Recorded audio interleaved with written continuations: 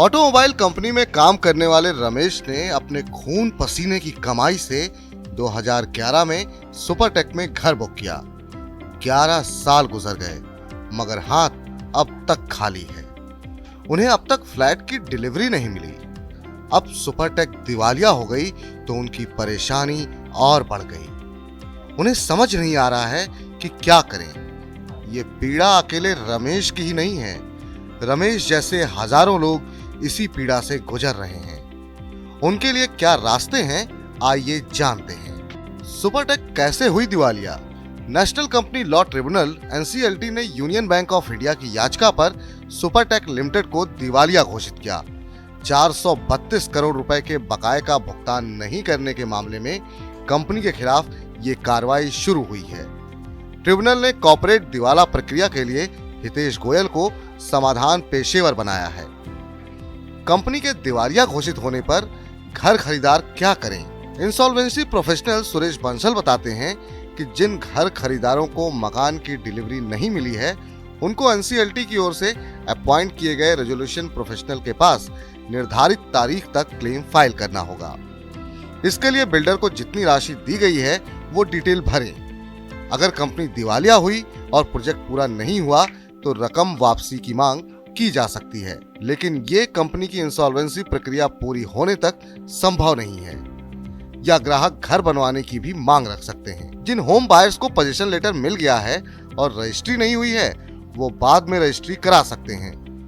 Resolution applicant के प्रस्ताव को कमेटी ऑफ क्रेडिटर्स यानी सीओसी और फिर एनसीएलटी से मंजूरी मिलने के बाद ही पता चल सकेगा कि जिन खरीदारों को मकान नहीं मिला है उन्हें कब और क्या मिलेगा।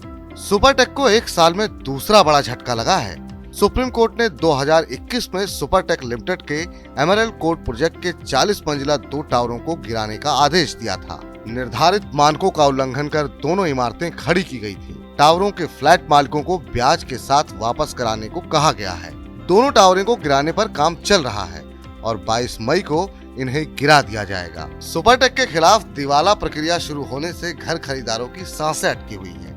सुपरटेक की दिल्ली एनसीआर में कई परियोजनाएं हैं। 25,000 से ज्यादा घर खरीदारों पर इसका असर पड़ेगा। सुपरटेक लिमिटेड के करीब 30 प्रोजेक्ट्स हैं जिन पर असर दिख सकता है। इनमें hill town, hill estate, eco village 1, eco village 2, eco village 3, eco village 4, cape town, cape crown, emerald court, eco city और स्पोर्ट्स विलेज शामिल हैं। अकेली नहीं है सुपरटेक, कई रियल एस्टेट कंपनियां दिवाला प्रक्रिया से गुजर रही हैं। इनमें जेपी इंफ्रा और मुंबई की एचडीआईएल भी शामिल है।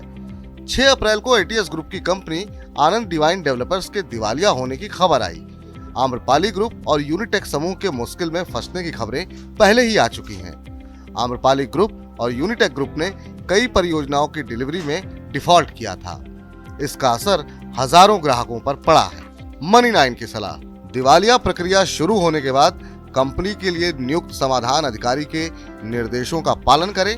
हो सकता है कि आपको कई बार फॉर्म भरने के लिए कहा जाए। साथ ही कंपनियों को दिए गए पैसों के सबूत और बिल्डर बायर एग्रीमेंट आदि की कॉपी भी देनी पड़ सकती है। घर खरीदने के लिए अगर होम लोन लिया है तो उसकी किस्त चुकाना जारी रखें। अगर किसी प्रोजेक्ट के बायर का ग्रुप कोर्ट में जा रहा है तो उसमें शामिल हो जाएं।